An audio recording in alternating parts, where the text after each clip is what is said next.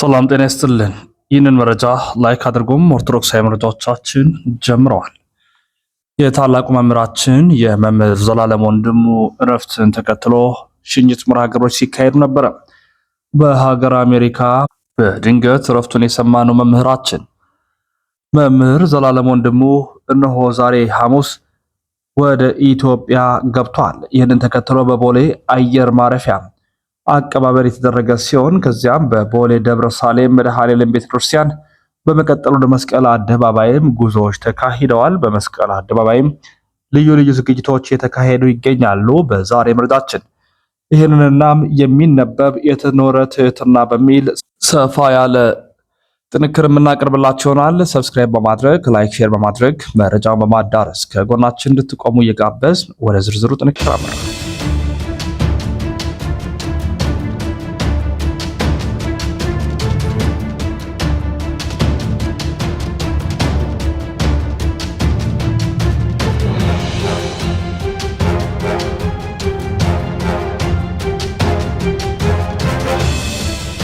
በኢትዮጵያ ኦርቶዶክስ ተዋሕዶ ቤተክርስቲያን ከ45 ዓመታት በላይ በወንጌል ሰባኪነት የሚታወቁት ታላቁ መምህራችን መምህር ዘላለም ወንድሙ የካቲት 28 ቀን 2018 ለየካቲት 29 አጥቢያም በድንገት የማረፉ ዜና ሲሰማ በኢትዮጵያ ኦርቶዶክሳውያን ዘንድ ከፍተኛ የሆነ ሐዘንን አጭሯል።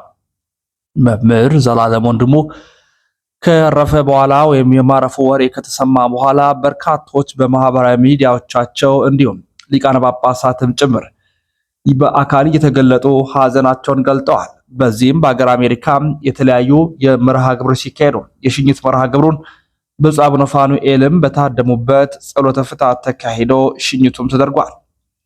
በዚህም በኢትዮጵያ ባሉ ለጊዜ በተቋቋሙ ኮሚቴ አማካኝነትም ክቡር አስክሬናቸው ሐሙስ ዕለት ሌሊት ላይ ወደ ኢትዮጵያ እንደሚገባናም ከአቀባበል ስነ ስርዓቱ ጀምሮ በቦሌ ደብረ ሳሌም ቦሌ መድኃኔዓለም አልፎም ወደ መስቀል አደባባይ ከዚያም ወደ ቅድስት ሥላሴ ካቴድራል ጉዞዎች እንደሚደረጉ ተነግሯል። ይህንን ተከትሎም ብፁዓን አበው ሊቃነ ጳጳሳቱም በርካታ ሊቃውንት ቤተ ክርስቲያንም በአየር ማረፊያ በመገኘት አቀባበል አድርገውላቸው ወደ ቦሌ ደብረ ሳሌም መድኃኔዓለም አምርቷል። ከዚያም ወደ መስቀል አደባባይ የነበረውም ክስተት እጅግ በበርካታ ምዕመናን ልብ ውስጥ የማይቀርና ትልቅ አስተዋጽኦ ያደረገ ነው ተብሏል። ይሄውም ሁሉም ነጭ ለብሰው ህዝበ ክርስቲያኑም በአንድነት ግር ብሎ በመውጣት ይህንን የሽኝት መርሃ ግብሩን ኦርቶዶክሳዊ ላይሆን ኦርቶዶክሳዊ ስርዓቱን በጠበቀ መልኩ እንዲደረግ ሆኗል። የሚነበብ የተኖረ ትህትና ጊዜው ህዳር 10 1992 ዓመተ ምህረት ነው። ምን ልትሰሩ መጣችሁ? ምን ልትቃረሙ ተሰበሰባችሁ? ክርስቶስን ፍለጋ ወይንስ የማልጠቅመው ባሪያውን እኔን? ወንጌልን ልትሰሙ መጣችሁ ወይንስ ሰውን መርጣችሁ የፈለጋችሁትን ልትሰሙ መርጣችሁ? ሐዋርያት ክርስቶስን ተከተሉም፣ ክርስቶስን ሰሙ እንጂ ምርጫቸው ሰው አልነበረም። አባታችን ጤዛ ለሰው ድንጋይን ተርሰው በየገዳማቱ በየበረሃው በየዱሩ የተጣሉትን ክርስቶስን ብለው ነው። ማንም ብላችሁ መጣችሁ? የዘላለምን ሕይወት የሚሰጣችሁ ክርስቶስን እንጂ ዘላለም አይደለም። የሚያስተምር የሚመክር የሚገስጽ እግዚአብሔር እንጂ ዘላለም አይደለም። እኛ አገልጋዮቹ አንዳች በጎ ነገር አድርገን ከሆነ እኛ የማንጠቅም ባሪያዎች ነን። በሰው አድሮ የሚያስተምር እግዚአብሔር እንጂ ከኛ የሆነ አንዳች የለም። እኔ ክርስቶስን እንደምመስል እናንተም እኔን ምሰሉ ያለን ቅዱስ ጳውሎስ ራሱ ጭንጋፍ ብሎ ከጠራ ታዲያ እኔማ ምንድን ነኝ? ተው መሰናከል አትሁኑን። ክርስቶስን ብላችሁ ወደ ቤቱ ኑ፣ የሚያስተምራችሁ እርሱ ነው። ብቻ ምን አለፋችሁ ተዘጋጅቶ ከመጣበት ርዕስ ይልቅ ብዙውን ደቂቃ ጉባኤ ትተው የመጡት ኋላም ሲመለሱ የተመለከታችሁትን ሰዎች ሲቆጣ ሲገጽጽ አሳለፈም። የሚደንቀው ግን ይህን ራሱ ለኛ ለሁላችን ወንጌል ነበረ። የዘላለም ትህትና እጅግ የሚደንቅ ነው። ለብዙዎች መማሪያ የሆነ ይህ ሁሉ ሰው የተከተለው እና ያደነቀው፣ እርሱ ግን እጅግ ከከንቱ ውዳሴ ራሱን ያርቅ ነበር። አውደ ምሕረት ላይ አባቶች መርሃ ግብር መሪዎች ሲያመሰግኑት ያስቆማቸው ነበር። የተኖረ ክርስትና ዋጋ የተከፈለበት አገልግሎት በሕይወት የተተረጎመ ወንጌል መምህር ዘላለም ወንድሙ ቀኑ ቅዳሜ ነው። ዛሬ ተረኛ የአውደ ምሕረቱ መምህር ዲያቆን ዘላለም ወንድሙ ነው። ለወትሮው በሰው ብዛት የማይሞላው የአውደ ምሕረት ወንበር ሞልቶ ከፊት ያለው ባዶ መሬት ትምህርት ሊከታተሉ በመጡ ሰዎች መሙላት ጀምሯል። ዛሬ ገና ከ10 ሰዓት ጀምሮ ሰው መምጣት ጀምሯል። እንደተለመደው የበኩረ መዘምራን ኪነጥበብ ወልደ ቂርቆስን ዝማሬ ከአሮጌ ካሴት ማጫወቻ ላይ ተከፍቶ በድምጽ ማጉያ ተለቋል። ኑ እንቅረብ የሚለው ዝማሬ እና በዚያ ካሴት ውስጥ የተካተቱ ዝማሬዎችን እየሰማን አውደ ምሕረቱ በሰው የሞላ ሄደ። እኔም እንደወትሮ ማስታወሻ ደብተሬን ይዤ መሬት ላይ ቁጭ ብያለሁ። የዕለቱን ትምህርት ለመማር በጉጉት እየጠበቅን ነው። 11 ሰዓት ሲሆን የዘውትር የመርሃ ግብር አስጀማሪ የሆኑት አባ አብርሃም ምዕመናን ለጸሎት እንነሳ ብለው የተሰበሰበውን ሕዝበ ክርስቲያን እንዲነሳ መልእክት አስተላለፉ። ጸሎት አበቃም። ዘውትር ከአውደ ምሕረት የማይጠፉ የግል ዘማሪያና የሰንበት ትምህርት ቤት ፍሬዎች በየግላቸው ይዘምራሉ። ኑ በእግዚአብሔር ደስ ይበለን የሚል ዝማሬ ዘማሪ ብሩክ እየመራ ሁላችንም ዘመር። 11 ከ25 ሆኗል።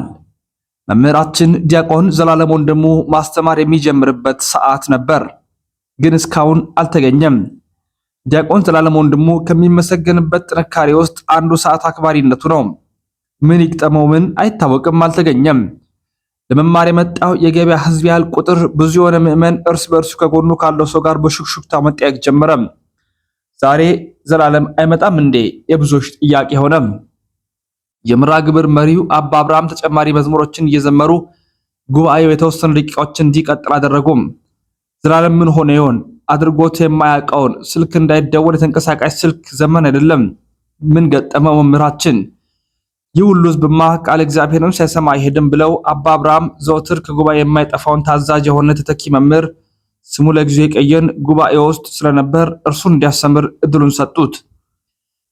ተተኪ መምህር ገና በስመ አብ ብሎ ሲጀምር አብዛኛው ሰው ሹልክ እያለ ከጉባኤው መውጣት ጀመረ። ነገሩ አሳዛኝ ነበር። በማይታመን ደረጃ የሰው ቁጥር በደንብ መቀነስ ጀመረ። በሳምንት አንድ ቀን ብቻ ከዲያቆን ዘላለም ትምህርት ለመማር የሚመጡ ብዙ ሰዎች አሉ። ይመስለኛል በብዛት ከጉባኤው ሲወጡ የነበሩት እነርሱ ናቸው። እጅግ የሚገርመው ነገር ግን እንዲህ ሆነ። መምህራችን ዲያቆን ዘላለም ያረፈደው በአደጋ ምክንያት መንገድ ተዘግቶ የትራፊክ መጨናነቅ ገጥሞት ነበር። መንገድ ሲከፈትለት ወደ ጉባኤ መጣ። ሁሉም ሰው የሚያውቃት አንድ ቶዮታ ዲኤክስ መኪና ይጠቀም ነበር። በነገራችን ላይ ለአገልግሎት ማሳለጫ ይሆን ዘንድ በስጦታ የተሰጠችው መኪና ነበረች። መኪና ቤተ ክርስቲያኑን ቅጽር ስትገባ ያ ሁሉ ጉባኤውን ጥሎ ሲወጣ የነበረው ሰው ወደ ኋላ የተከፋፋ ተመለሰ። ጉባኤው መልሶ ሞላ። ይህ ጉዳይ ራሱ ዲያቆን ዘላለም ተመልክቷል። የኔ ጥያቄ የነበረው ዘላለም ምን ይል ይሆን የሚል ነው። ያ ታዛዥ መምህር የዘላለምን መድረስ ተመልክቶ የዕለቱ መምህራችን በመካከላችን ተገኝቷል፣ ወደ እርሳቸው መራቸዋለሁ ብሎ ድምፅ ማጉያውን ለዘላለም ዲያቆን ሰጠም። ዘላለም ምን ይል ይሆን? እንደተለመደ በስመ አብ ወወልድ መንፈስ ቅዱስ አሐዱ አምላክ ብሎ ጀመረም። ከወትሮ በተለየ ግን ፊቱ ላይ ቁጣ ይነበባል። ደስተኛም አልነበረም። እኔም እንዲህ ሊሆን እንደሚችል ጠርጥሬያለሁ።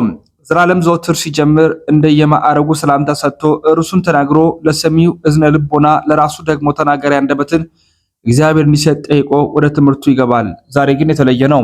በቁጣ ምን ልትሰሩ መጣችሁ? ምን ልትቃረሙ ተሰበሰባችሁ? ክርስቶስን ፍለጋ ወይንስ የማልጠቅመው ባሪያው እኔን? ወንጌል ልትሰሙ መጣችሁ ወይንስ ሰውን መርጣችሁ የፈለጋችሁትን ልትሰሙ መጣችሁ? ሐዋርያት ክርስቶስን ተከተሉ፣ ክርስቶስን ሰሙ እንጂ ምርጫቸው ሰው አልነበረም። አባቶቻችን ጤዛ ልሰው ድንጋይ ተንተርሰው በየገዳማቱ በየበረሃው በየዱሩ የተጣሉት ክርስቶስን ብለው ነው። ማንም ብላችሁ መጣችሁ? የዘላለም ሕይወትን የሚሰጣችሁ ክርስቶስን እንጂ ዘላለም አይደለም። የሚያስተምር የሚመክር የሚገስጽ እግዚአብሔር ነው እንጂ ዘላለም አይደለም። እኛ አገልጋዮቹ አንዳች በጎ ነገር አድርገን ከሆነ እኛ የማንጠቅም ባሪያዎች ነን። በሰው አድሮ የሚያስተምር እግዚአብሔር እንጂ ከኛ የሆነ አንዳች የለም። እኔ ክርስቶስን እንደምመስል እናንተም እኔን ምሰሉ ያልን ቅዱስ ጳውሎስ ራሱ ጭንጋፍ ብሎ ከጠራ ታዲያ እኔ ደካማ ነኝ ምንድን ነኝ? ተው መሰናክል አትሁኑን። ክርስቶስን ብላችሁ ወደ ቤት ሁኑ። የሚያስተምራችሁ እርሱ ነው። ብቻ ምን አለፋችሁ ተዘጋጅቶ ከመጣበት ርዕስ ይልቅ ብዙዎችን ደቂቃ ጉባኤውን ትተው የወጡትን ኋላም ሲመለሱ የተመለከታቸውን ሰዎች ሲቆጣና ሲገስጽ አሳለፈም። የሚያደንቀው ግን ራሱ ለኛ ወንጌላችን የሆነ ክርስቶስን ነው። የዘላለም ትሕትና እጅግ የሚደንቅ ነው። ለብዙዎች መማሪያ ሆነም። ይህ ሁሉ ሰው የተከታተለውና ያደነቀው እርሱ ግን እጅግ ከከንቱ ውዳሴ ራሱን ያርቅ ነበረ። በአውደ ምሕረቱ ላይ አባቶች፣ መርሃ ግብር መሪዎች ሲያመሰግኑት ያስቆማቸው ነበር። የተኖረ ክርስትና፣ ዋጋ የተከፈለበት አገልግሎት፣ በሕይወት የተረጎመ ወንጌል መምህር ዘላለም ወንድሙ ክርስቶስ ይቀበልልን፣ ጸጋውን ይደርብልን፣ ጸጋህም በእኛ ይደርብን። የተወሰነ አርትዖት ተደርጎበት ህዳር 10 1992 ከተጻፈ ማስታወሻ የተወሰደ። ቦታ ደብረ ነጎድጓድ ቅዱስ ዮሐንስና መካነ ጎልጎታ ቅድስት ማርያም ቤተክርስቲያን አውደ ምሕረት። የተወደዳችሁ ቤተሰቦቻችን እንዲህ ያለ ታላቅ መምህር፣ እንዲህ ያለ ታላቅ የወንጌል ሰባኪና አርበኛን ያጣ ነው። ቢሆንም እግዚአብሔር የወደደውን እግዚአብሔር የፈቀደውን አደረገም። ነፍሱን በደጋጎቹ እቅፍ ያሳርፍልን። በቀጣይ ከዚህ ጋር የተገናኘ መረጃ ምናቀርብላችሁ ይሆናል።